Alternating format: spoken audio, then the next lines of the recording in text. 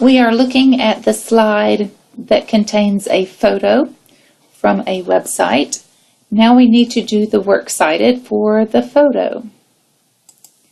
The photo came from this website, which we found through Google Images and clicked on Visit to get to the original source of the photo.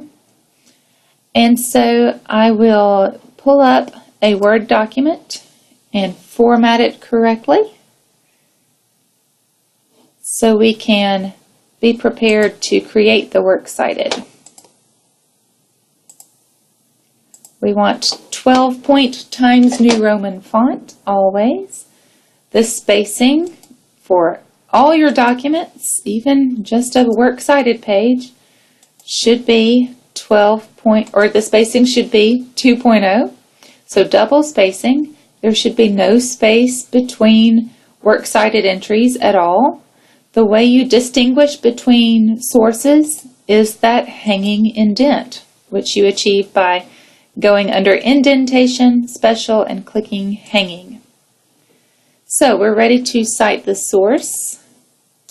Now I'm going to start with a photo because that's what we have so far for our slide, or one slide. So there is not a title that I see for this photo. I see a small caption. We can call that the title. If you are wondering where I'm getting the information about how to cite a photo, go to Purdue OWL, look at MLA Works Cited Electronic Sources. That's going to be the source for all of your works cited for the photo essay. You can cite an entire website, but we want to distinguish between the photo and the article. So the image itself is going to get its own citation, and it will look something like this. We always start with the name of the person whose work we are citing, whether it's a photo or a piece of text. Looking at the website, it looks like the article is written by Bob Pichetta and Livia Borghese, but I don't know that they are the photographers. Probably a staff photographer for CNN. So we're going to skip the author name and go with, when you don't have an author's name for a source, you just start with the next thing on the list of containers. So we have the photo itself, and it needs a name. If we do not have a name, however, we use a description. And I think the caption they have here is a good description.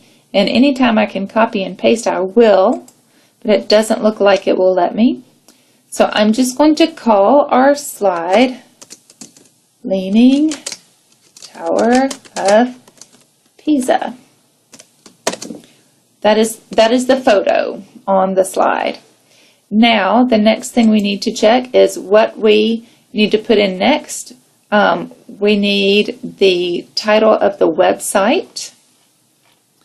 So let's look at our containers at the top.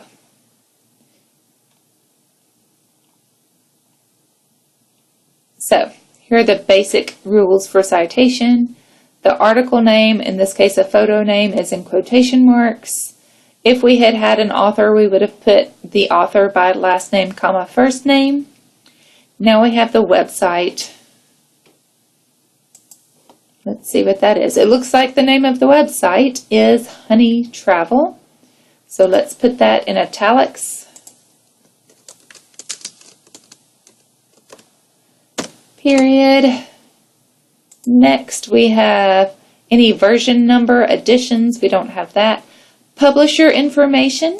To find the publisher, scroll all the way to the bottom, and there is often a copyright date at the bottom with a publisher nearby. I see 9 Digital Party Limited, so I'm going to see if I can copy and paste that. It won't give it to me without the date. So I will just remember that. no italics for the publisher.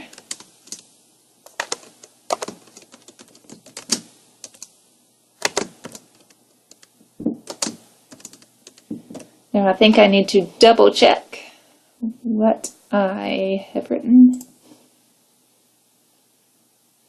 Looks correct to me. What is the next thing I need? Let's see. I also want to check my end punctuation after each item. So after the publisher, I use a comma and then the publication date. And what we found at the bottom here was just 2019. That will be common for your research for this essay. It will be most likely the current date, as websites like to stay up to date. So the next thing we need to include is, let's see, anything left? There's not a page number. Oh, the final thing is the URL, which is easily done by clicking on the website, going to the address bar, clicking it till it turns blue, right click, copy it, and paste it here. So when you hit period and space, it will create a hyperlink. Some instructors will tell you to get rid of the hyperlink, which you can do by right-clicking and hit remove hyperlink. However, I prefer the hyperlink to stay, so I'm going to add the hyperlink back. Okay.